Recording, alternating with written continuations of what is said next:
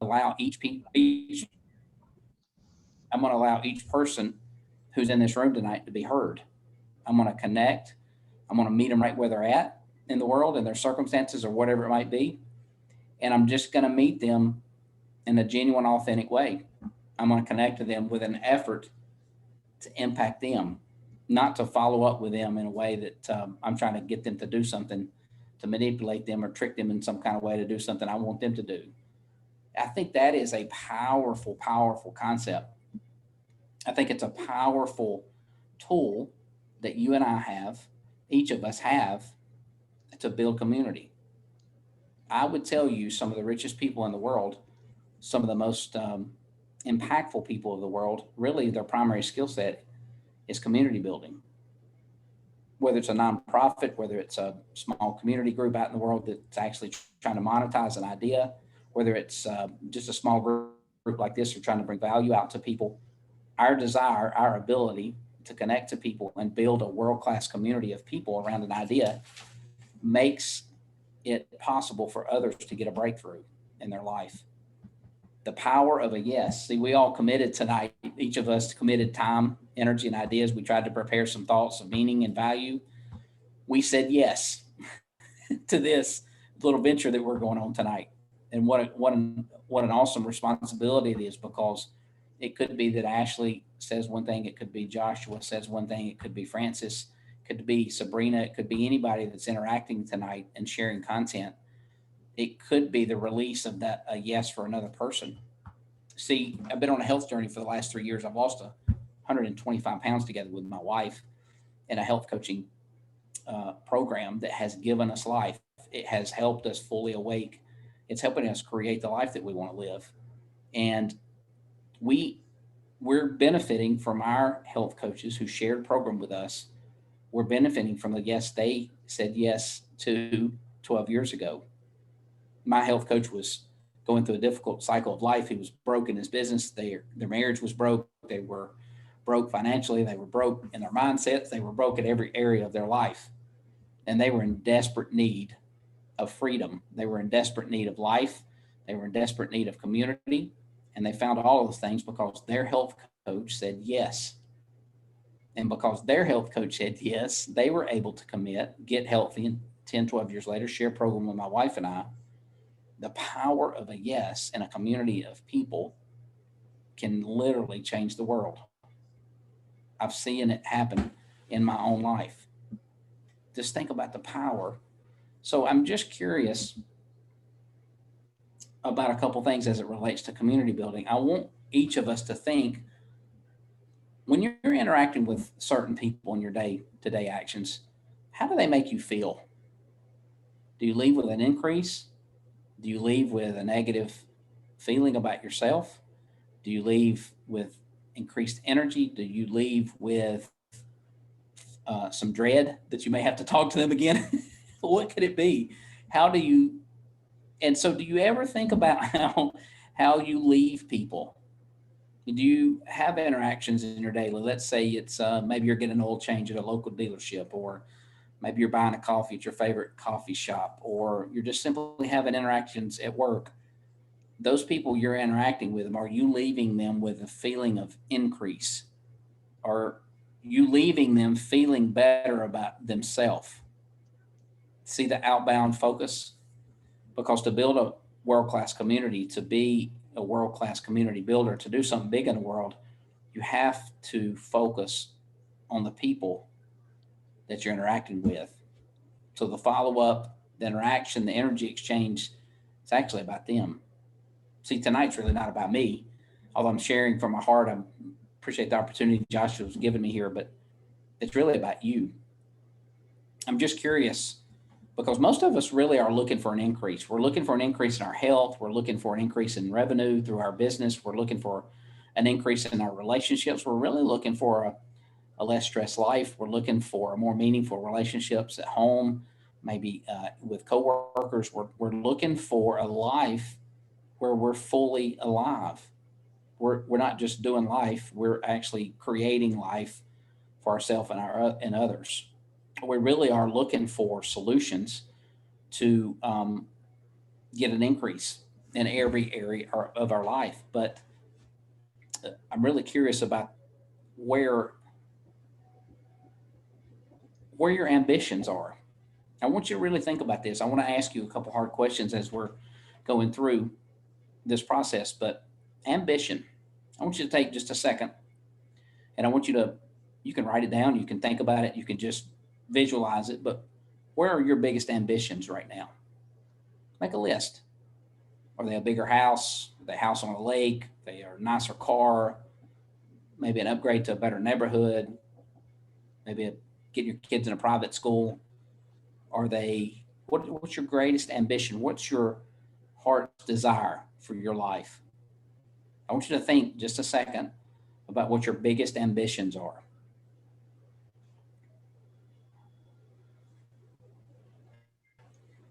It's an interesting exercise because most of us, our ambitions focus on our physical needs or maybe financial needs. We're focused on an upgrade in some area of our life. And I would challenge us tonight, me included, by the way. I need to hear this as much as anybody, but our ambitions really need to be for other people. See, my primary skill in life, my unique gifting in life is to service the dream of another person at a high level. So I want to know what Ashley Gaylor wants to do. I want to know what Joshua Rosales wants to do. I want to know what Francis, his wife, is passionate about. I'd love to know what Sabrina's about. I know she's trying to focus on a big project coming up this summer. So my goal in life is to connect with them in a genuine, authentic way, allow them to be heard, allow them to explain to me what they're trying to accomplish, and let me see where I can fit in to just bring value. By the way, I'm not trying to collect their credit card to do that. I'm just trying to bring value. Ashley Gaylor, I see you smiling. So, um, ambition is a unique word because most of us have a strong desire. We really have a strong determination to do something. And we've set for 2021 or 2022 um, a number. Maybe we've set a revenue goal. We're trying to make a big number in personal production. We're trying to upgrade our life in some kind of way. My really, my strongest ambition is to service the needs of other people, to really help them get an increase, whether it's in their health, whether it's in their relationships, whether it's in their faith walk, whether it's just leaving a legacy for the people that'll come behind them through passing on a healthy lifestyle and their mindset and and just in their daily. So that's my strongest ambition. I've really been challenged in that area. I was reading a book over the last, I'm still reading it. Bob Goff wrote a book called Dream Big, where he talks about ambition. Those ambitions, by the way, for material goods are not evil. To have a nicer car, to live in a bigger house, to get some kind of increase, to have a house in Seaside, Florida, where everybody, all of our friends are at in Middle Tennessee tonight. Uh, those things are not evil, but I can get there a lot quicker if I help the people that I'm connecting with get what they want, what they need to get the increase in life that they're searching for, or to do to push the message of a nonprofit out to the world and to show Middle Tennessee how this particular nonprofit could service the needs of other people. See, in a community of people where we have a mindset that we're focused on others and our biggest ambition really is to help other people actively create their best life, I believe the world could change. I believe a culture could change. I believe people like you and I could live a more uh, fully awake life where we're actually creating and we're not sleepwalking through our days, where we're not just trying to survive, where we're not just trying to get through to the next day, where we're not just trying to make a mortgage payment, or we're not just trying to keep from getting fired, or we're not just trying to survive in our physical health, where, we're just, many of us I've found are killing ourselves by the food that we're eating. It's a harsh statement, but so I want you to think now, because you made a list of your strongest ambitions, and I want you to really be self-aware, and I want you to think about your strongest ambitions and how you could turn that outward and focus on people that are close to you that you could help with a product, with a service for sure, right? But with just your personal energy, your personal value, your connection. See, Joshua invited me to this call. I don't know, I know Ashley a little bit, but I don't know anybody else on here. In fact, Joshua and I've only met one time. I didn't even know he was following me on Facebook when he invited me. But see, he's bringing value. He's bringing me into community. He's given me a chance to just share my heart for people. So I think those are some things that have really been on my heart. Really want, I'd really like to do an exercise. I was going to not do this, but I want you to think about something. Okay. We've got just a few minutes here. I want you to think about your current state, your current reality, your A. Okay. I want you to think about where you're at in life. I want you to make some notes as we're talking and thinking. I want you to think about where you're at today, your current reality. I want you to think in your health, your relationships, your business pursuits. I want you to think about in your family relationships and responsibilities you have, whether it's your spouse or your kids or whatever that might be. I want you to think about where you're at currently. I want you to be really honest with yourself and be self aware and make mental notes or write it down on a piece of paper. There's power in the written word. And I want us to do a little bit of exercise here because I want you to see where there can be an increase. I want you to take a minute and I want you to draw it out in each area of your life where a desired outcome is needed that you don't currently have. That's your B. We're going to go from A to B tonight. I love this exercise. I wasn't going to do it with you, but I feel led to share this with you. So your A, again, is your current reality. Take a specific area of life. It could be your health. It could be finances. It could be whatever, right? But really go deep and jot some notes down about where your current reality is. Then out to the right-hand side of your paper, I want you to do a desired outcome, whether it's losing weight, whether it's starting a workout, whether it's um, doing something really simple, which starting to read some of the books that you bought that are still sitting on the kitchen table you hadn't started. I don't know if anybody else does that. I do. I want you to think about the desired outcome in some area of your life. Maybe it's a better marriage. Maybe it's you focusing on your kids more and being more present with them in the evening times where you're spending time with them and pouring into them. It could be anything. It could be something super trivial, but something where you need an increase, where you need a better outcome. So we're going A to B tonight. All right. Everybody got their list? So in the middle of that list, on one hand side of the page, on the left hand side of the page, you've got your current reality. On the right hand side of the page, you've got your desired outcome. Now, take a minute in the middle of those two things, and I want you to write out some things you need to do, you need to take action on, some decisions you need to make, some actions you need to take, some offensive plays you need to put into practice, some steps that you need to put into practice tomorrow, immediately, to go from A to B. There's a structural tension, if you will, in the middle of A to B, where you and I can get really clear. My wife and I just did this at Bonefish Grill in Murfreesboro, and it was eye-opening. It has started a trend in our life that's got us trending upward. It's got us pursuing some things clearly that we weren't doing before. So in the middle of this A and B structure is tension. It's your ability to be self-aware and go, you know what? I gotta lose 50 pounds, or I've got to start producing more at work.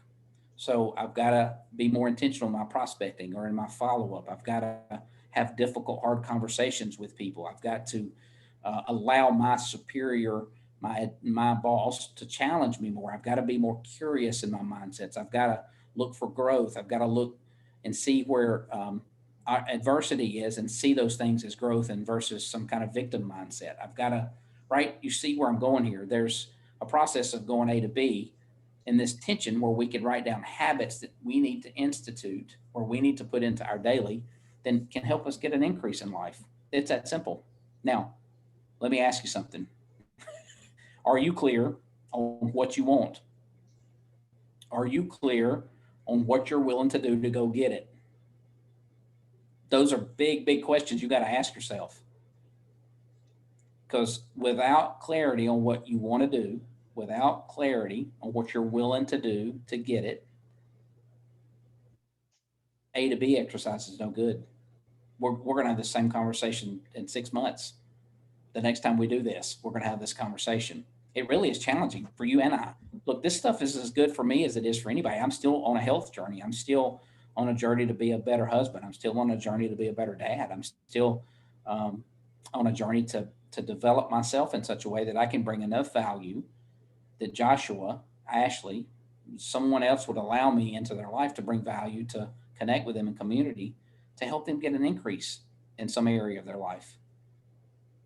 It's crazy when you start analyzing your desired outcomes. What's holding you back? Are you clear on actions you should be taking that you're not taking, and why? Why are you not moving forward? Maybe it's a good coach that could help you actively create your best life. Maybe it's plugging into a community of people that would encourage you, support you, love on you, pray for you, kick your, you know what, when you need it, right? Maybe it's a habits, a health transformational system, a health coaching program that can help you get an increase in life for sure. Maybe it's just being in a community group. Maybe it's going to a Bible study that you know that you need to engage with. Because by the way, you're not doing it for you, you're doing it for them. This group needs, the group needs you more than you need it sometimes, if that makes sense. There's value to be exchanged there. There's growth to be had there. So I'd love to take questions. I don't know if Q&A is called for here. I don't know if there's an exchange of comments back and forth, but really those are some of the things that I had on my heart to say. I hope some of it brings an increase. I hope some of it, I hope you're leaving having thought about some things that you had never thought about before. I hope you're clear on some things that you want to add to your life. And I just appreciate the opportunity to share and connect. Would love to connect with you offline. You can, I've got a Facebook page, social media, certainly can connect with you guys, any kind of format that would be valuable for you. I guess, Joshua, I would turn it back over to you and just say thanks, man. It's so good to share. I feel so alive when I'm able to just share. And I would really encourage everybody that's on here, just be genuine with people, be authentic with people, be unrelenting in a push through your social media and share what's on your heart, what inspires you, what challenges are you fighting through, what wins are you having, what losses are you taking, what are you trying to do in the world, and who are you looking for to do it with? Like, just share out to the world with a relentless spirit. I don't know why that word is, I just said relentless like 2 or 3 times in a row, but that's what's on my heart. It's a push, right? Like when you're trying to build brand, when you're trying to establish yourself as a person of interest, or you're trying to become more known in the world, it's just, you got to just share who you are, what inspires you and what drives you, what you're looking to bring value to the world. Share who you are with an uncompromising mindset, right? It's this mindset where this is who I am, and I'm not going to compromise for anything, and nor should you. So anyway, I'm rambling a little bit, so I feel like I need to stop, but I really appreciate the opportunity tonight. This is fun. I can't wait to hear the other folks share, and just see what's on their heart for impact, and what we could all do together.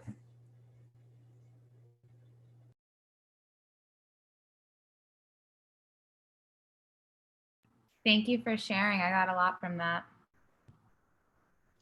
It's tremendous. Josh, Great job. are we able to see the questions that people are writing in the live?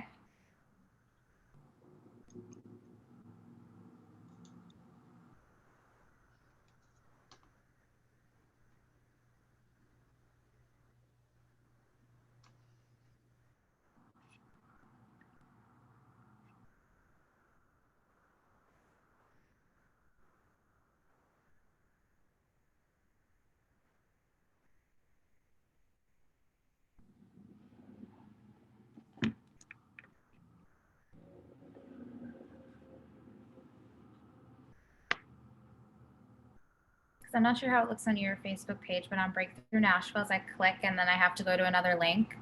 So I think that if anybody has, it might be written in this chat, unless on your Facebook it's different, but we're not FB friends yet, so I can't see that. Can y'all?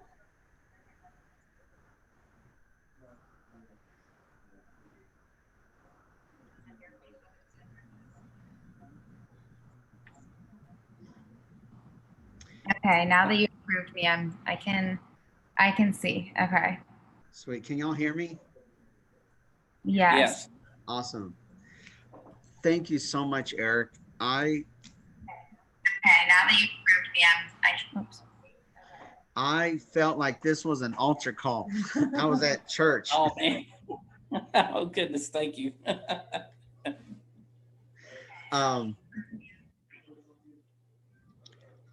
Do you see any comments, Sabrina? I just scanned through and I did not see anything. I see that some people are still in here and viewing, which is awesome. So people might leave questions for Eric later. I feel like so many people watch the lives after they're live. So, but it does look nice and live on your page, but because I wasn't friends, I couldn't see that. So I'll share this after it's live too, the way the actual video is getting shared. That way people don't have to click on the link as well. I couldn't see that. So I'll share this after it's live too, the way the actual video is getting shared. That way people don't have to click on the link That's right. as well. That's great. Can you still hear me? Yes. Yes. Okay. Earlier me. Yeah, for those that are interested,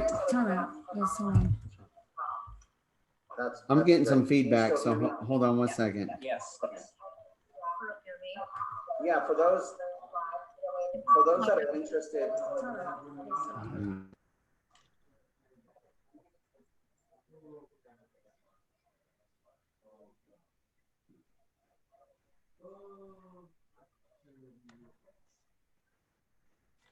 Use this side. That better? Yes. Okay. That is better. Awesome. Well, thank you, Eric, so much for your words of wisdom and for just dropping some amazing thoughts. Like, I'm really inspired, and I've taken a lot of taken notes, and man, that was incredible. I think it's all about purpose, like what you were talking about, purpose and being purposeful with everything that you do. And we only live life once, right? We don't get a mulligan in golf. It's called a mulligan. Right. Don't get mulligans in life. You mess up, you either learn from it or you don't. And really partnering with you and getting to know you, like you said, we've only met once. I remember going here in Murfreesboro, sitting on the couch there at the location, and just as we would say in California, just chopping it up, you know? Yeah, we were. Yeah, that's right.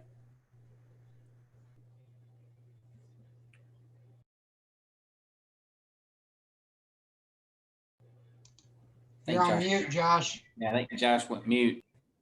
You're mute. To fix this thing. Hold on a second. There you go. Good. Okay, now. Okay. Is this better? That's good. There we go. You So got I it. just want to encourage everyone that's out there. Louise, thank you so much for being on and for viewing. For those that are interested in connecting with Eric White, you can definitely link up with him on Facebook. Eric is incredible. Link up with him on Facebook and be there to watch his Facebook lives. And it's just, you've added a lot to me, Eric, and I want to say thank you this evening. And I know for Ashley and Sabrina, my wife, Frances, you've added a lot to us and just making us think on these things. And so thank you. We're going to be doing, for those that are out there on Facebook, we're going to be doing more of these webinars, more of these workshops. And I'm my boss is probably watching, but I'm going to ask my boss to bring you into one of our manager meetings to have you talk to us, and definitely want to invite you to the Williamson County Inside group on LinkedIn. We have a virtual networking group to talk to us as well, and so just awesome stuff. And so for those that are interested, link up with Eric White and connect with him on Facebook. Him and his wife are incredible people. And just in the few moments that before we started this conversation, just talking with Eric, talking with Sabrina and Ashley and my wife. I mean, Sabrina, Ashley, Francis, I mean, you would agree, just in the brief time before this was just incredible. Incredible. So without further ado, we're going to get to our next section. And this whole purpose is to really edify us through motivational speaking and also through social media. I know for myself, Break-Thru Nashville, nonprofit organization, if you have a business out there, if you have a church and you're wanting to learn how to grow your church, your nonprofit, your business through social media and through internet marketing, this is what we're doing. And through that, having to be balanced in all these different areas of your life is where Eric comes in. But we have Sabrina Ponte here with us, and it's incredible to network with Sabrina. And our paths crossed on Instagram, and Sabrina's doing some amazing things. Sabrina had an opportunity to come out one Saturday and see the food boxes that we were distributing through the USDA, and just the incredible opportunity to network with her and to learn and from her is incredible. So what Sabrina is going to be doing tonight is just taking questions and answers. I'm going to be talking about social media. If you're looking to grow your business, nonprofit, or church on Instagram, Facebook, Sabrina is going to be talking about that. And then Sabrina, however you want to introduce yourself and go into this, the floor is all yours. Okay. Hi, guys. First and foremost, if you are hopping on after we are live, You're my mute. Instagram. I'm not mute. It says, can you guys hear me? Now you're, I didn't press anything. Okay. It's weird. I think it's because someone has their Facebook Live on too, so I can hear myself speaking in that. I don't know. But anyways, Sabrina Ponte Official is my Instagram. I always check my DMs. That's something I'm also going to talk about. And any questions, feel free to ask me. I'm happy to help you guys. There is room for all of us on socials. In fact, the more we work together, the more chances we are to grow our brands individually. So, and if any of you guys in here have questions, I'm peeking out the Facebook too, just stop me and I'll answer them. So I wanted to start off with, there are 3 main types of Instagram profiles you can have. There's your personal profile, which is just the typical. I want to see, I got some notes on here too. So that's what the average person is going to have.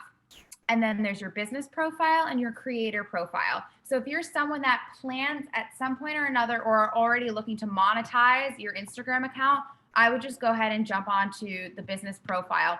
The creator profile is meant for people who are not yet making money off of their Instagram, and maybe who don't want to, but they're still wanting to see some insights and just get a little bit more information than the regular personal Instagram account has. I personally have a business account. Eric, I noticed you have a business account. Break-Thru Nashville, I noticed you have a business account.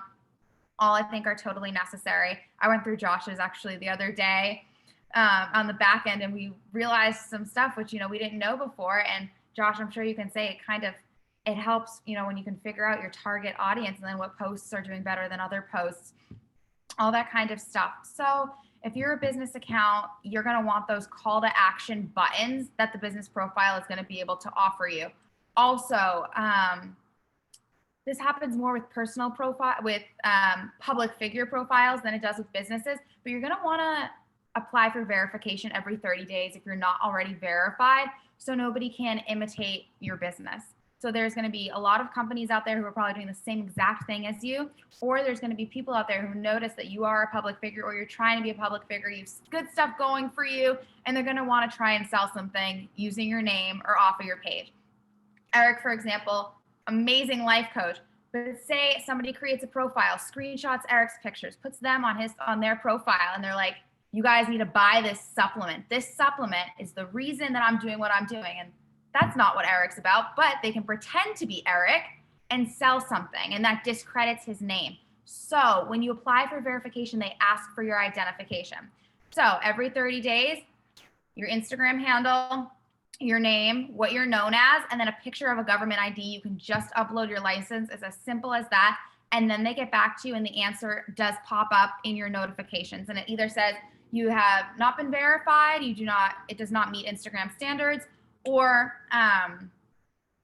you become verified. And I will let you know what that process looks like if I become verified soon.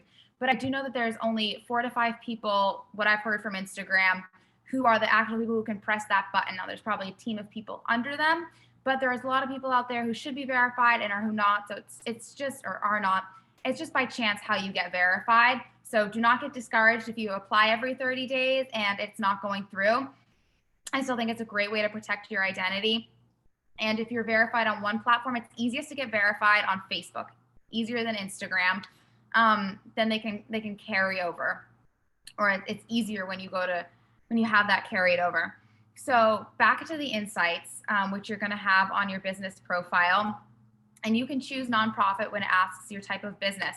You're going to have your demographics, your best times to post, the location of where your followers are, their ages, their gender, and all this stuff is really important. A lot of the companies that I'll work with, they'll ask me to send them a screenshot of this because they want to know, okay, you have 50,000 followers. Is it 90% male and we're a female clothing company? Because that's not going to be exactly what we're looking for. Or is it 50-50? And they care a lot about those stats. They want to know, okay, are these college age girls or high school girls, or are these girls in their 30s if I'm going to sell some interview apparel? So a lot of companies like to know these details because the advertising dollars, the marketing dollars, a lot of that now is going towards social media. And instead of taking out an ad on the radio, on TV, a lot of people are turning to social media, they're turning to influencers. So in response to that, if an influencer approaches you and they just have these random numbers that they want to charge, ask them for their media kit. A good influencer should be able to tell you why they are charging you what they are charging. What are examples of that? I got prices that I give based on actually a customer reached out to me.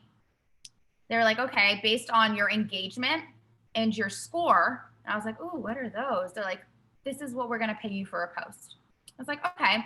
So there are sites out there, they're super easy to find, where you can run your profile and see what your engagement is. You can also run other people's profiles and see the quality of their followers. I say the quality because you're not going to want to pay somebody to post a product for you if their followers are bots. So you can screen for those things. Those things are really important. So once you figure out your target audience, you can cater things to them. You can go into your profile, and if you guys have specific questions on how to get there, I can send screenshots. I can do little tutorials. I'm here to help you guys. Seeing what posts did best and at what time of day you should post. The weekends are normally not the best times to post. Wednesday is great at noon. For some reason, everyone wants to check their phone midweek, right in the middle. Everyone on their lunch break is getting on Instagram. I don't know what it is, but if you get in there and you'll be able to kind of see your stats, and I've tested, I've posted on a Saturday, first posting on a weekday, it makes a big difference. And so people are like, oh, people will see it later. That's not actually how the algorithm works. So when you post at a time where it's high engagement, the more engagement your content receives, the more it will get. So Instagram is a business, and they love when people feed into their algorithm and feed into their what they're giving you. So they're trying to get you to use Reels, they're trying to get you to use IGTV, stories. These are their features. So the more that you use their features, the more that you will be rewarded, because they want to promote these features. Reels is a relatively new thing. Instagram wants people to use Reels. So they're more likely to promote your profile more. And when I say promote, I mean on that discovery page, when you click not on the people you're following, but that other page where you can see other people. If you actually notice, the Reels are going to be bigger size than the actual photos. And Josh, I can't see a time here, so I can talk this forever. Cut me off if ever you need to. But you'll see that the Reels are bigger size than those photos, and it's because it's a feature that they want to use. So they're promoting those people who use those features more. You're going to want to post 3 times a week. You're going to want a story at least every day. Instagram is always changing. The algorithm is always changing. I I don't know if those stats would have stood true a couple years ago, but for today, that's what everybody's saying. Also for the hashtags, Eric, I noticed you were doing this right. Do not hashtag in the comments. Hashtag in your actual caption, because when you hashtag in the comments, I don't know why, but Instagram thinks it's spam. So it's much better to do it in the actual caption. And when you hashtag, it's good to make those hashtags niche, because then people are going to have an easier time following you. For example, if I'm collaborating with a company and I need to just, do some quick product shots, on posts before that, I'm already planning for this. I'm hashtagging Nashville model, Nashville photography. I'm not just hashtagging model, because then I get people from all over the world. And if I want someone in Nashville to shoot with, saying Nashville model makes a lot more sense for me, because Nashville photographers are going to start reaching out to me.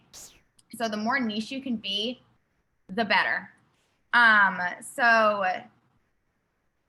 Okay. So this is also a good thing, is people can shop your posts and they can shop on your profile.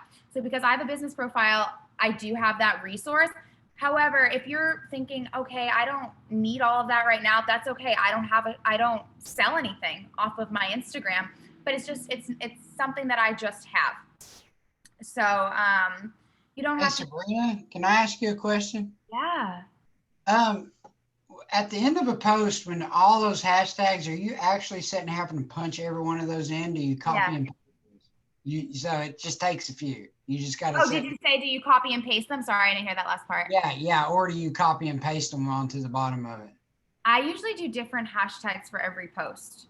Okay. And I just recently started. I had a friend who had a meeting with Instagram, so she gave me a lot of insight.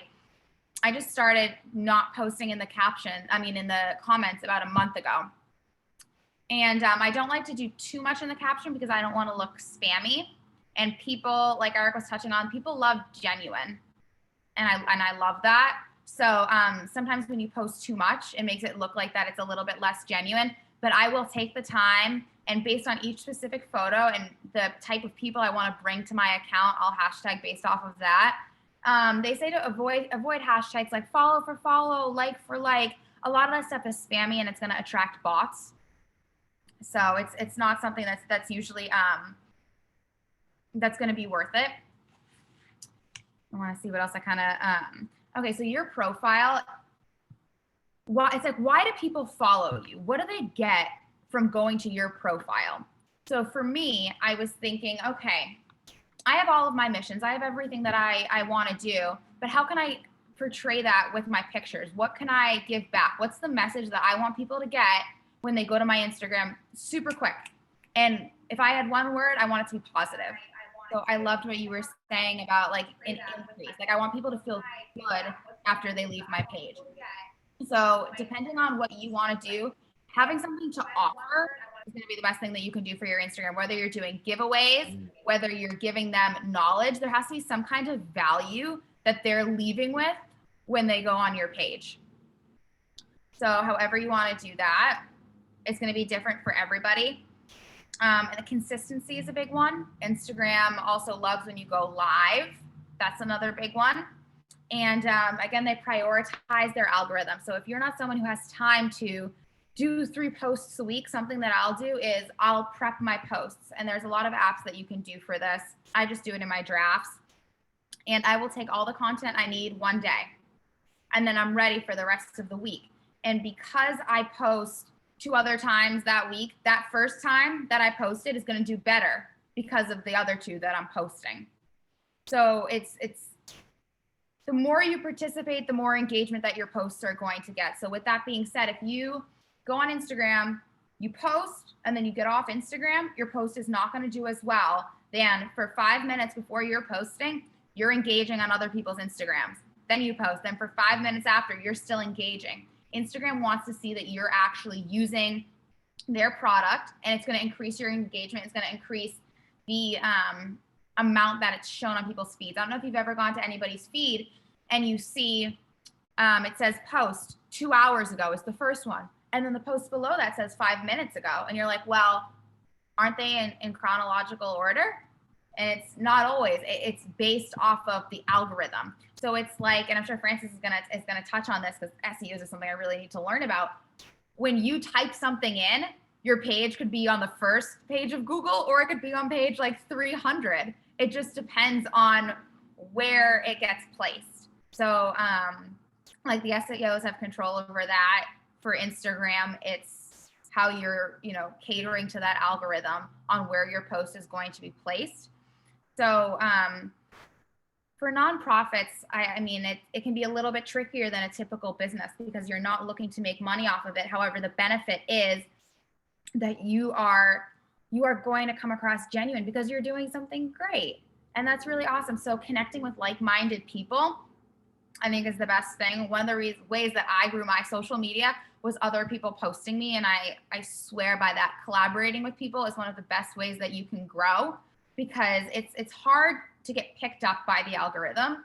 But when other people with higher followings, or just a lot of people in general, start sharing your content, it's going to grow. Another thing is, don't be afraid to put your marketing dollars into Instagram, into Facebook. I released a song this Christmas, and I only put my advertising dollars into Instagram, and the song did, pretty well for not, marketing it too much. It's going to increase your views. So they usually say you need to put it in at least $7 a day for, I think it's around 3 or so days to get your max views. But you can also cater who you want to see that. So if I'm going to press on my account, promote this post, I can click who I want it to go to.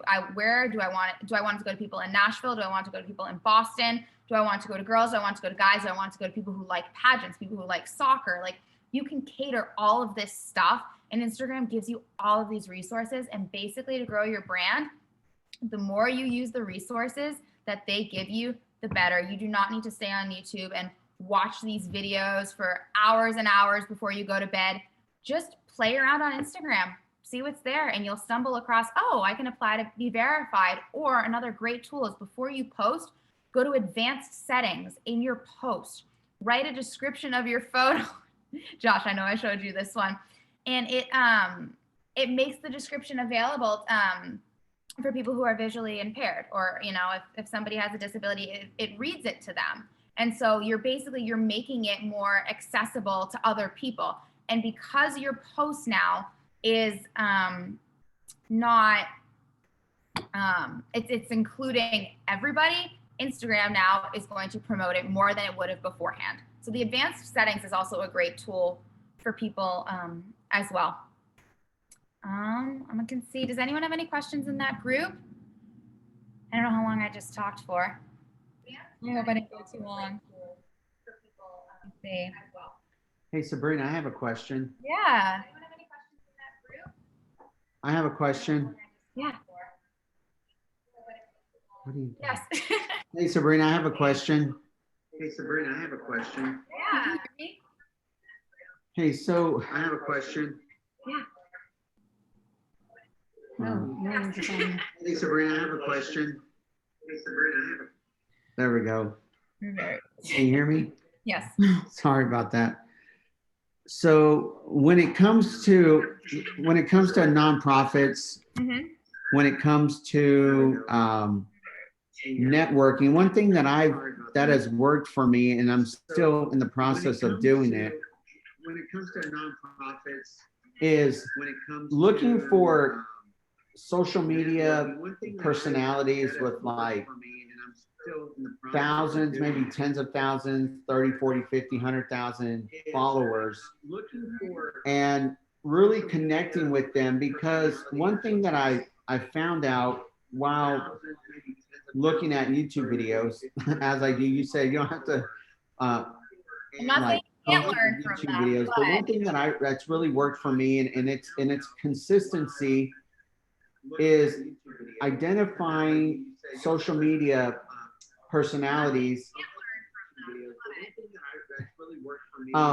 but really connecting with them. Like I connected with you, and I've connected with others, because there's some out there that I've tried to connect with, and they just won't give me the time of day, and I understand that. And then there's some out there that will say, you know what, maybe the following isn't in the hundreds of thousands, where they just don't pay attention or they have somebody else doing all their stuff for them.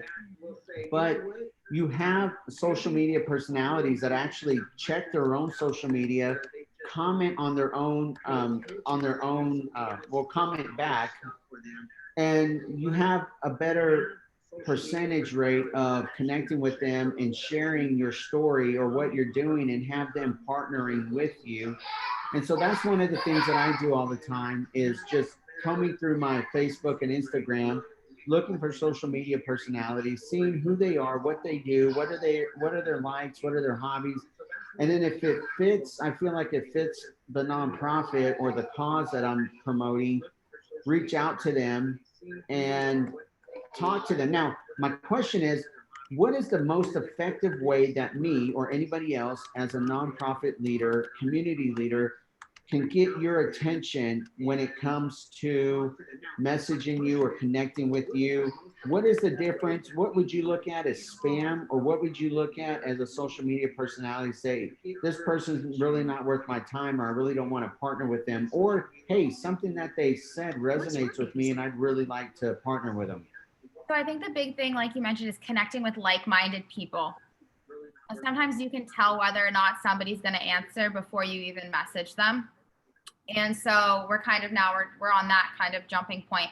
So for me, because it's hard to tell, okay, who is this person? Are they serious? Are they, are they being, kind or creepy sometimes too, with the way that some of these people message. So I think that if you're sending a professional message, right off the bat, somebody's going to feel comfortable. So the way that you communicate with people, and I think that, most nonprofits, that's going to be a step up. So even when I go to my DMs and I see I have a primary section, I have a general section, because a lot of people will have those features. Eric, do you have those too? I'm not sure how that works for other, because you have a business account. Do you have that? No, I do everything through my personal page. I don't have two separate deals. I've just got one deal because it's for me personally, it's about building community around my personal life, I guess you'd say, for lack of a better way of explaining it. So okay, it said local business, so I just assumed you had a business account. But when I go to my direct messaging, I have different folders. So it's the people that I've already answered already come into primary. Other people who are just messaging pop into general. And then there's the people who I'm not following, they're not following me. They pop into this requests folder. I do check my requests, and even seeing the way, because you can see the beginning of it, like you can see the beginning of a text message. If it's formatted properly and respectfully, most people will click on it. So I think that that's probably why you've had such a good response, is because that you're a professional. And so in general, I know it doesn't seem like a lot, but in the grand scheme of everyone that's going to send a message on the internet, you're already a leg up. So another reason that I'm going to, be inclined to click on somebody's name, say that I'm running around, I'm so busy, I'm like, I don't have time to check all of this, but I see your name, it's because you've commented on my things before. I'm like, this person's supportive. They genuinely care about what I do. So I want to hear what they have to say. So it's like, I'm already seeing that you have this kind of respect. So regardless if I think, okay, there's something in it for me, because a lot of people, will think like that because they run it like a business, I'm still going to want to answer because I already like you. You're already someone who's shown your support. So I want to see, maybe, what can I do for you? And I know a lot of people aren't going to have the mentality of what can I do for you? But I just think that professional and having your name pop up is going to be a better thing, whether you're liking stuff, whether you're commenting. But if I see someone who isn't following me, they don't like any of my stuff, they don't support anything, and they just keep DMing me asking for help on things, it's like, well, I'll answer when I have a second, because, I care about my reputation. I want to do well, and I care about, you doing well and leaving that impression. But, most people are going to be like, why am I going to answer this person? They don't care about what I'm doing. So before you message someone, I would make sure that you are following them, because it does show that you support what they're doing. And just by showing that you care about what they're doing, they're going to care a little bit more about whatever it is that you want to talk about. But I think that, Break-Thru Nashville is such a great platform. And I really hope that, everybody answers. And I hope that if they don't, it's because they didn't see it. Because it'd be a shame for someone not to answer you guys. Well, I think social media is so much about connection. It's so much again about a genuine, authentic connection. So now that I'm friends with you, Sabrina, I'll just go in there and follow you daily, and just comment on what you're doing, or right, just comment on what you're passionate about, or promote something you're trying to accomplish. Right? I mean, It's that's what it's for. It is. And so a lot of the times, so you max out the amount of notifications you can get when you get a certain amount. So also, like, Josh, if you like 5 of someone's whatever in a row because you want to get their attention, most of the times they won't see it. Like, I never got a notification when Eric followed me, but when I went and I found Eric's account, I was like, oh, Eric followed me, but I would have never had the chance to see that. So too, if you, Josh, like if you maybe do everything at once too, then maybe they'd be more likely to see it. But two, keep in mind, if someone doesn't answer your comment right away, I don't get to see all of my comments unless I click on the picture itself. For some reason, Instagram caps the amount of notifications you can see. So I don't know. I can go in there right now. I think it's about, they maybe show me 50 things, and that's it. So, and it doesn't let you scroll back past it. You have to go individually to each of your photos. But that's another reason why the business profile is great, because you can go in there, click top posts, and you can see which of your posts, did well. Yeah, I'm a little behind in the brand building on Instagram, and my followers it's frustrating. I'm not getting. I don't feel like I'm getting the organic reach through Instagram that I need to get, right? And I don't know that maybe I'm not pushing enough content. Maybe I don't know what it is, but it's super frustrating, right? What would you tell me? You need to start tagging. So I've noticed you're doing that. You're putting the hashtags in the correct place.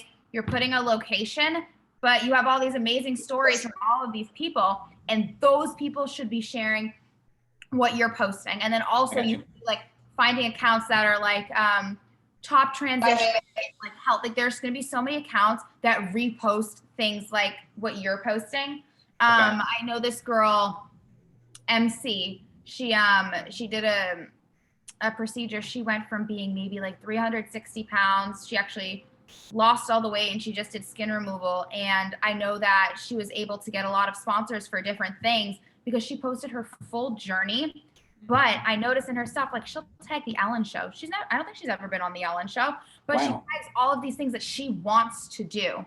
Right. So I'll do the same thing. But at hers, I'm just, relating. I'll send you her profile as well, because she does a great job with it, in the health business. And she's not posting stuff like, look at me, it looks, so pretty. She's like, hey, like I'm still having fluid come out of this injection site.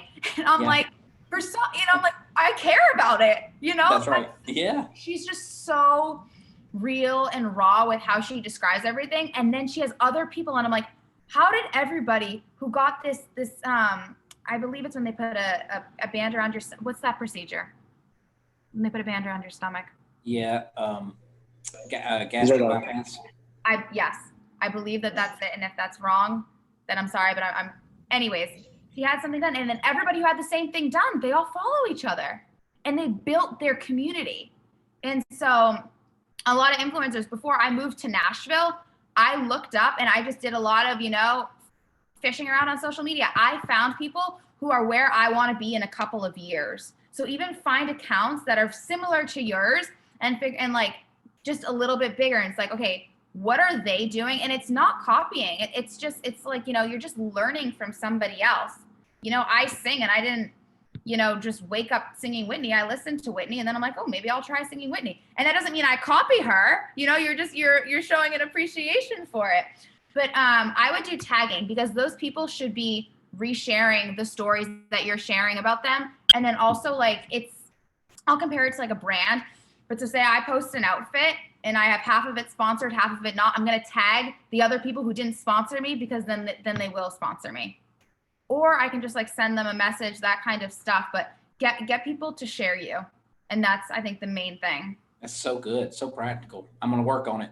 It's so organic. Like, people ask me, they're like, well, where's your follow? I can tell you where my following is from and their ages, because so many of them I met at college or studying abroad, and it's friends of their friends of their friends of their friends. And it's all super organic. Or I was a Bruins ice girl.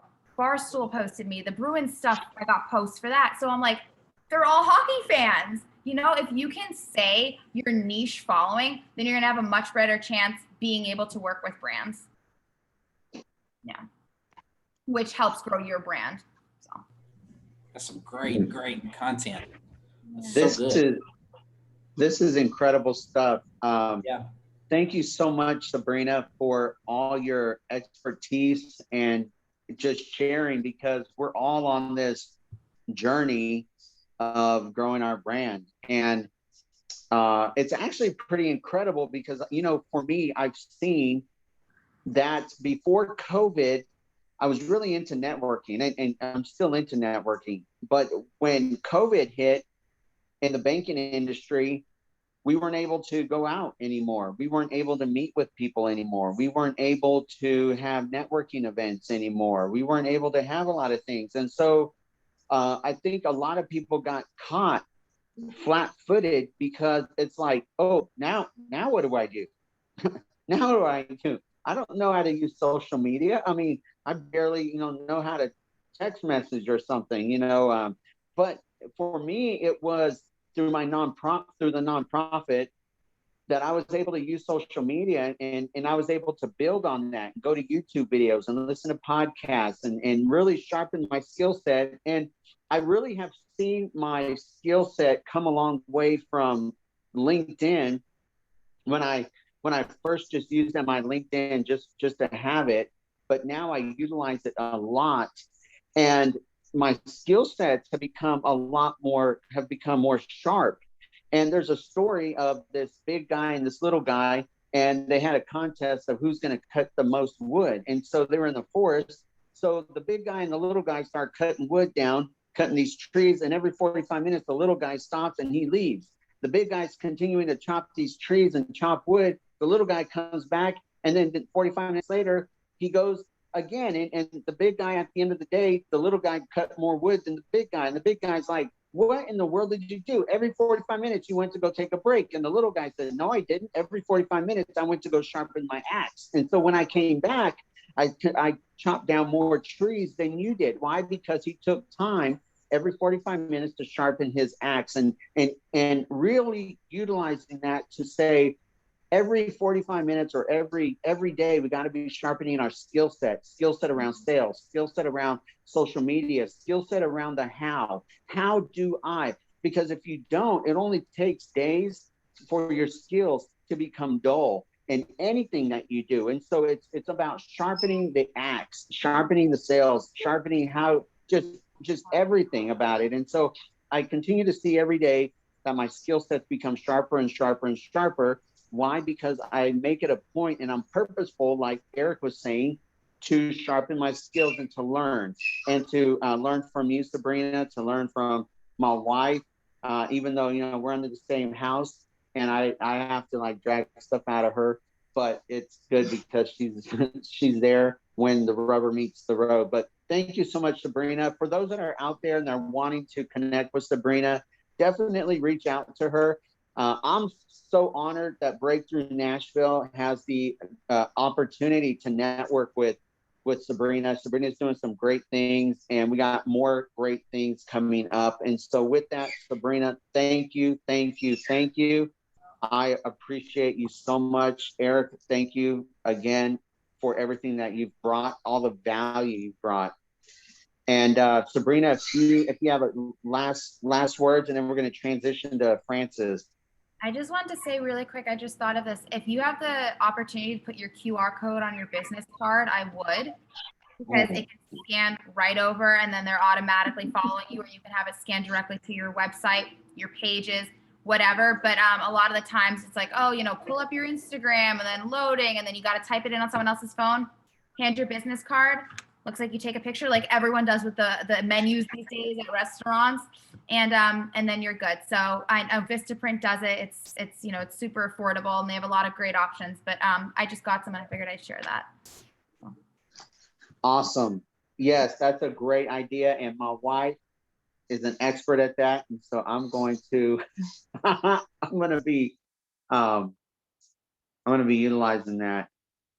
So without further ado, Francis, who is going to be talking to us about internet marketing and SEO, is going to be presenting to us this evening. And so I'm super excited, just more knowledge dropping from above. And so without further ado, my beautiful wife, so smart, take it away. He's so funny. So hi, my name is Frances Rosales, and I've been in internet marketing for a long, long time. When Josh asked me to do this presentation, it was a presentation I had done back in December. It's a very short, I will say it's more of an intro more than anything to kind of give you an understanding of how two worlds work together. Even though they are built differently, they still kind of go hand in hand. So that's what I'll be presenting. So a little bit of my background, like I said, I started out in marketing in the early 2000s, still doing traditional media at that time. And in 2005, I believe that's when Google kind of came out and started doing the whole directories and how people search online. And in fact, that's when you started hearing the word Google. Well, why don't you just Google it? And so from that time, my job within a very small publishing company, they were looking at ways to grow and maximize our business. And so I took it upon myself to learn at that time more about internet marketing. And that's when we started doing email marketing, and Facebook at the time wasn't really thought of. It was still pretty early. And then as I got into it, then Facebook came along and started learning about Facebook. And then Google wanted to make money, so they started doing Google ads. So I started doing that as well, learning that. And then on, Google just became a little bit smarter, because instead of just people became really smart and understood that if you wanted to be seen at a time, you just stuff your code with tons of keywords, and that's how you got found. Well, Google said, well, let's make it more prevalent to people's searches, what they really are looking. Let's put up search. Let's get match up content for things of people that are actually looking for, instead of just random things simply because people were just stuffing stuff on their website. So the algorithm started to change, and then lo and behold, Facebook also started to grow as well, and then they started doing some machine learning. So, and with that, I'm going to transition into my presentation. Oh, can you disable the attendee screen sharing? So if you want to. There we go. Okay, thank you. Awesome. No, it's not picking up my.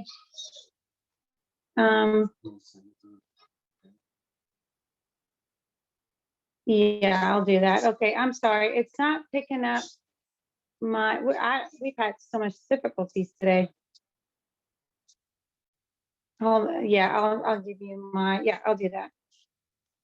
I'll just send you this really fast.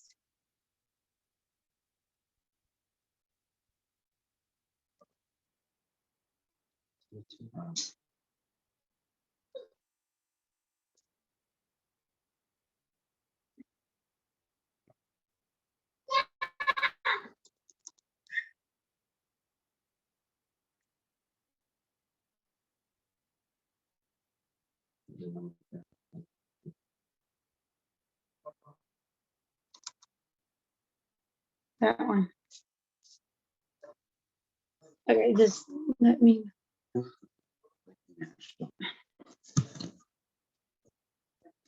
Sorry, I don't know why it's not picking up my screen to share this.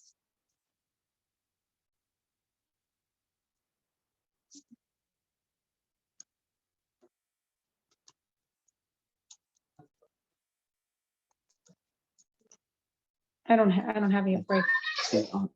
B-R-E-A-K. No, yeah, J. B-R-E-A-K. T-H-R-U. R-U. Nashville at Gmail.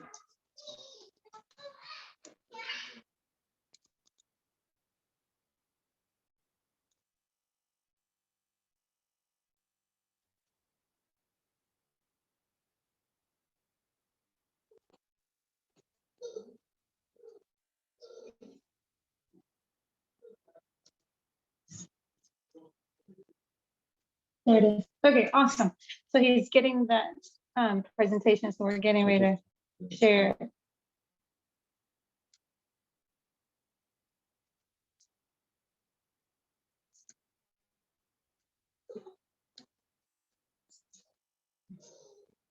So the title of my presentation is How Social Media for Traffic and SEO. How do those two worlds work together?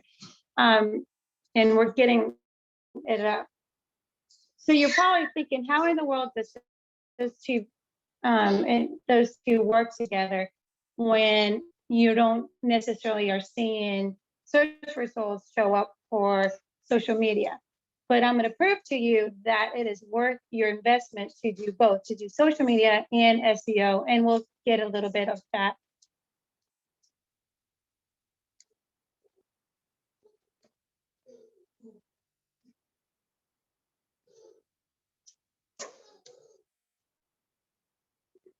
That one.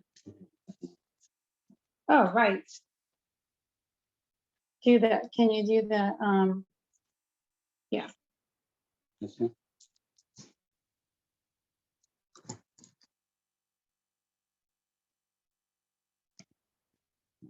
All right. So many technical difficulties today.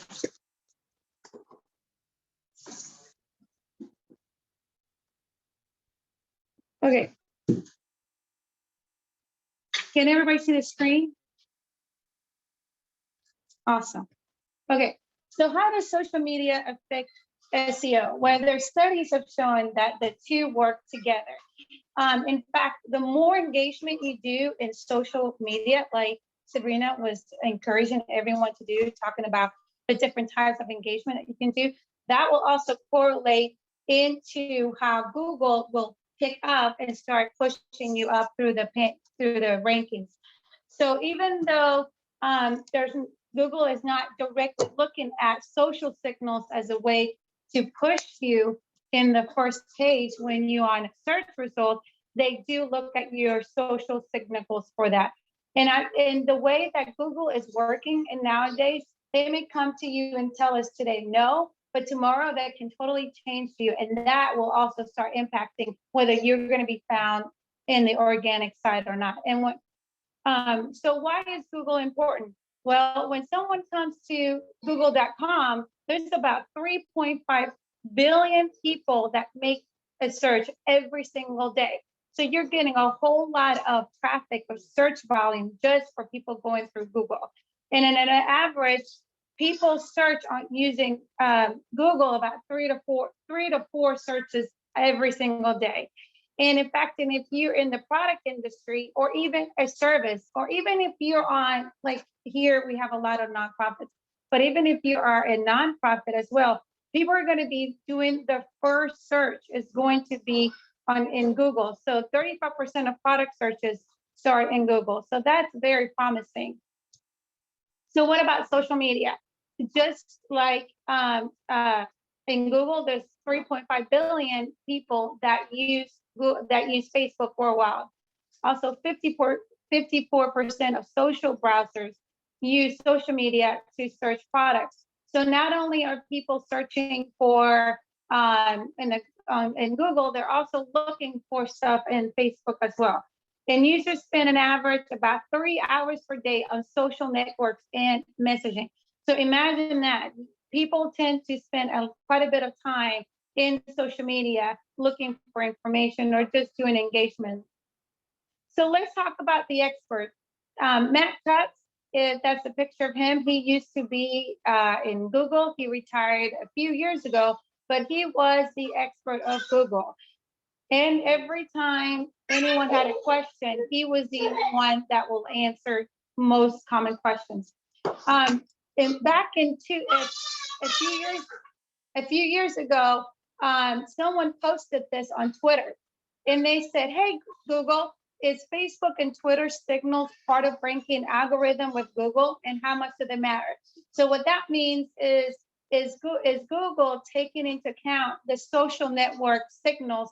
And what I mean about signals, I'm talking about that every one of us have a platform, Facebook and Twitter, and they're looking at the engagement and the amount of followers. And that's what they're talking about. What's the level of engagement that you're using in those social media, and how many followers are in your community? And so someone wanted to know, hey, are they taking that into account to look into for Google to line you up of where you're going to show up on when you're doing a search? And so this is what Google said at the time. And I'm going to read it verbatimly and then I'll simplify it for you guys. So Facebook and Twitter pages are treated like any other pages in our web index. And so if something occurs on Twitter or occurs on Facebook, and we're able to call it, then we can return that in our search results. But as far as doing special specific work to sort of say, oh, you have these many followers on Twitter, this many likes on Facebook, to the best of my knowledge, we don't currently have any signals that have like that in our web search ranking algorithms. So basically what it's saying is that they may not be looking at it, but if they see that there's engagement, they're going to say, oh, I like the fact that you've got a lot of likes on Facebook and you have a lot of users. And on Twitter, they're going to say, oh, I see that you did a lot of retweets and you have a lot of Twitter followers. So we're going to take those into account. We're not saying we are, wink, wink, wink, but we really are going to do that. So this quote right here is mind-blowing, because if you're not engaging in Facebook and social media, you're losing some benefits of getting some rankings going up. Can you guys hear me? Yes. Okay. Good. Okay, good. So what is Matt saying? He is saying that the quality of your content matters. And why is that important? Because if you're not pumping or posting good content, people are not going to follow you. Just because you know, we can throw up anything, right? I mean, you can write a post of whatever, you can send a tweet or whatever, but if you're not putting content that people like and relate to, it has to be relatable, because if you're not relating to your audience, they're not going to take that information and they're not going to repost it. They're not going to engage it. So the most important thing is that you're giving good quality content that matters and it is relatable. And that also transitions into what you're also, if you have a blog as well. So if you have a blog, your content needs to be relatable. So the more relatable your content is, the better it is for you to get that engagement and to get what you're wanting. So here's a few terminology that we're going to go through in case you don't know. You may already know these. So what is SEO? SEO is an acronym for search engine optimization. That just refers to the process of making your content, like I said, searchable and visible. So if it doesn't have to be on Google. Google is the #1 browser that people go, search engine that people go to find content, but there's also Yahoo and Bing. So that is the way that you're being found is through the process called SEO. So what is organic traffic? Well, organic traffic is basically traffic that when someone goes in a search engine, and I have a little in the magnifying box where it has a little search box. When you start typing things on there and you see a lot of websites and listings of websites pop up, that is the way that people will find you. If they see you on the first page, they click on that information that they see and they go to your site. So basically it is free traffic that you're getting through the internet without having to pay for anything. So it's a great way to grow your business if you're not thinking about this. So let's follow this cycle. And this is a cycle that ties in your SEO with your social media. So you start out publishing creative and inspiring information, content that is on social media. Then that content, then it is shared or linked to, or let's say you have your website link on it. Then that social media profile collects followers while people are engaged in it. And then at the same time, because you posted your link on there to your website, they will go to your website to get more information. And then hopefully you have a funnel of some kind on your website for them to go through.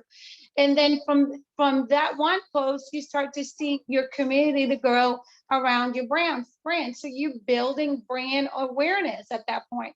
Then you start seeing a lot of consistencies through social media in authority SEO, because people are liking and they're engaging. And so you start seeing that as the engagement happens, then Google will say, hey, I really like the fact that you're gaining this momentum. So I'm going to crawl your website and I'm going to try to go as deep as I can. And then I'm going to take that information that I find on your website and I'm going to stick it on my database. And then when someone goes to the search box in Google and they type in a search term, I'm going to make sure that you're one of the people that show up on the first page. And then that cycle just starts all over again. So this chart right here kind of illustrates how both SEO and social media kind of play hand in hand and together. So before you post content on social media, let's consider some things. First of all, you want to make sure that that you post useful materials on social media. And I talked about how we want things that are relatable. If your audience, let's say, is it's interested in how to groom dogs or something, how to groom dogs. So you want to post something about the top 5 groomers or the best way to groom your dog, things you shouldn't be doing as you try to groom a dog. So things like that. You also want to have useful materials that will help gain you traction and increase your content reach and generate backlinks. So what that is saying, as you're posting, make sure you think about something that will gain momentum. And then let's say when someone sees that you are gaining popularity, other people from other places are wanting to link to you, meaning they're going to be dropping a comment on your post and leaving their links. And the more things, that kind of engagement that happens, that also really starts to boost your rankings within the algorithm, because then you're getting this nice traction from other sources that you were not even working or paying to get. That is because you are being engaging. You also want to make sure that you have information. Make sure that your profile in your social media, that your description, who you are, what you sell, your services, you have that really nice and description written out so people know who you are. And make sure that you leave your website address there if you have a website. Very, very important. Also, make sure that quality helps build your brand community. So just because you're posting every single day, that's awesome. But try to make sure that it is quality. It's good to post a good post once a week that's quality versus just posting just to post for the sake of posting, because then people start hitting the snooze button and they're not really paying attention to you at that time. They kind of, bypassing your post and not really engaging. So you want to make sure that it's quality and there's a purpose for it and it's relatable. You also want to enhance your brand reputation as you are becoming this subject matter. So if you're in the dog business and you wanted to talk about grooming, then you want to sound like you are the expert of a groomer. You want to talk about things in a way that you sound like you are the expert in that particular subject matter. And also links from social can help Google. So if you have a website, make sure that your social links are on your web pages, and make sure that they can be shareable as well, because that will also help you with gaining traction. And also, if your website is indexed, meaning Google is able to find you, is able to grab information from it, it's going to help your search traffic improve your rankings. So you got to make sure that your website, Google knows who you are. And I have a slide that will help you know whether Google has found you or not. Social media is not, even though social media is not a ranking factor, but it indirectly influences elements of SEO ranking. So over here in this slide, these are the things that Google is looking for, but indirectly, if it sees that there's momentum and engagement in social media, they will definitely use that as a part of their, use that to help determine if you should be within the rankings of particular search terms. So your ultimate goal at the end of the day is to get people to share. You want people to share. And there's different types of content that drive traffic in social share. Your blogs. If you have a blog content written in your blog, you want to share in your social media. Videos are a great way, which we had talked about that before. Infographics are really good for social sharing. Your podcasts are great for social media sharing. And your images. One tidbit, if you have a blog post, another way that you can do that is repurpose that content. So you can take that content and throw it into an infographic, and now you've got a different way for people to engage it as well. So also think about repurposing content in a different format, because that will help you as well. If you've got a podcast, you probably want to take the content and transcribe it and create, that becomes just all of a sudden a whole nother new post that you can do a social share. So as you're thinking about doing these different mediums of content, think of ways that you can also repurpose it as well. So there's 7 helpful tips to boost your social sharing SEO. Again, you want to make sure that you want to publish high quality content. So you want to think about quality and not quantity. You want to make sure that your content is easy to share. So make sure that you include calls to action. So if you have a post, make sure that you tell people to share, tell people to do whatever, make sure that you have a nice call to action. You want to optimize your social media profiles, meaning that you want to make sure that your social, your information about who you are is written really nice. You want to optimize your images for SEO and social. And that's another whole thing about SEO is images. And that definitely serves a whole nother lecture, because that will help you. If you have images, you want to make sure you write a description on there, because Google doesn't know what the image looks like. But if you write a description of what the image is and what the purpose is, Google will take that information and that will help you gain results with. You want to build in your social media, you want to build relationships as you're engaging. Make sure you stay an active voice at all times when you're there.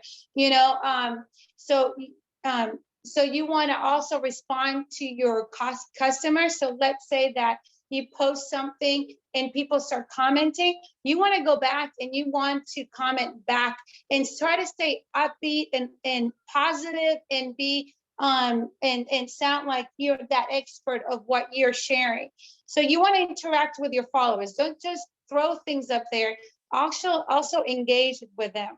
Also, you want to be able to track your results, because you want to know what's working and what is not working. I know through Facebook, if you create your social media accounts with Business Manager, they will give you insights into Facebook analytics. If you have a website, there is Google has a free tool called Google Analytics, and you will definitely want to make sure that your website has Google Analytics on there, because you want to be able to get information of what is working and what is not working. And if you don't have those analytical tools, it's going to be harder for you to kind of gauge and understand what works and what doesn't work. And you also want to be able to do some testing and know what works and doesn't work. Also, and then just going back the whole thing of content building, you want to build stories. You want to be a storyteller as you are engaging in social media. You don't want to just throw something, you want to be able for people to follow you as a storyteller, so they can come back to you because you are, you have they like the content that you're putting out there, and that kind of draws them back into your social media. And also, so you want to know who your audience is. That's another, I didn't put it here, but another, I will say number 8 is know who your audience is. And Sabrina was talking about, learning the demographics of who the audiences are, so that you can know how to tailor that information too. So that will help you a lot. It will go a long ways in how to craft these stories as you are trying to engage more with your audience. So this is really more in the lines of businesses. If you have a brick and mortar, or if you have an office, you want to make sure that you have your profile on your websites.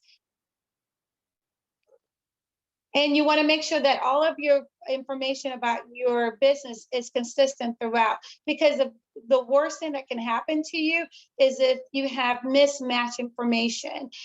Because once something is grabbed by Google, it takes a while to make changes and to get it to fix. So make sure that your information, if you have a brick and mortar, if you have a physical address, you want to make sure that information stays consistent. So where do you rank on Google? Do you even know if you have a website, do you know if you're ranking on Google? And if you're not, or you don't know, these are 3 things you really, really need to consider. You need to know if your website has been crawled. You need to know if your website has been searchable. And you need to know if your website has been added to the Google Search Console. And if you don't know any answers to those questions, you need to make sure that you grab this URL at the bottom. You need to take your website and you need to put it on the Google Web Console, because that signifies and tells Google that you're live and that you want them to call you. And they will and once they start crawling your website, they will start feeding information to you of what's working, not working. They will tell you how people are finding you by the keywords that is showing up. They will tell you the pages that they're showing you on the search results. So if you're not on Google Web Console in the Google Web search, then I highly recommend that you take your website and you register in the Google Webmaster. Well, it's Google Search Console now, but it used to be called Google Webmaster. And if you have any questions, this is my information, and I'd be happy if you have questions you want to send to me, email me, or even send me a text or call me. I'll be more than happy to do that for you. And that's pretty much it. I know I flew right through it a little bit, but I hope that you got something out of it. Thank you so much, Francis, for everything that you did and shared. Yeah, and our Ellie is wanting Coco Melon. So if anybody is out there, Coco Melon has millions of views. It's a kid's video on YouTube, and Coco Melon, she's saying, I want Coco Melon. So Coco Melon is like, will keep her busy for hours. So that is the secret for little kids. You want to keep them busy for hours? Put on Coco Melon. Thank you so much, Francis, for everything that you have that you shared, and thank you, Sabrina. Thank you, Eric. I know it's late, but there was some great information. We probably packed a lot into this time, but some great information, great content, and maybe we can. I know it's just us, you know, Eric, Sabrina, Francis, but maybe we can really. What was some takeaways? What were some takeaways that maybe some of us had from this? A lot of practical stuff with the, yeah, I'm sorry, Sabrina, go ahead. No, I was just gonna say I'm gonna use that website that Francis sent to. Yeah. Yeah, that presentation was worth the price of admission right there. That was strong. One thing I heard her say there at the end was just telling a story about life. Yeah, I thought was very valuable. I mean, I think a lot of people try to overthink social media content, and they get reluctant to start the process of sharing content because they don't know what to put up. And it's really, you're just sharing your life with people, what it is you care about, and right, and with some kind of consistency, right? So I thought that was good. But yeah, I'm with you, Sabrina. That link there at the end is something that can be used. Yeah. Awesome. Well, thank y'all so much for logging on and for being a part of this workshop. We're going to have some more workshops down the road. We want to give Sabrina, wish her well on the competition for Miss Tennessee. Wait, so Sabrina had a question here. Is it better to have all of your links on your website and just post your website in your bio, or do you link tree in bio? Okay, so can you explain your question a little bit?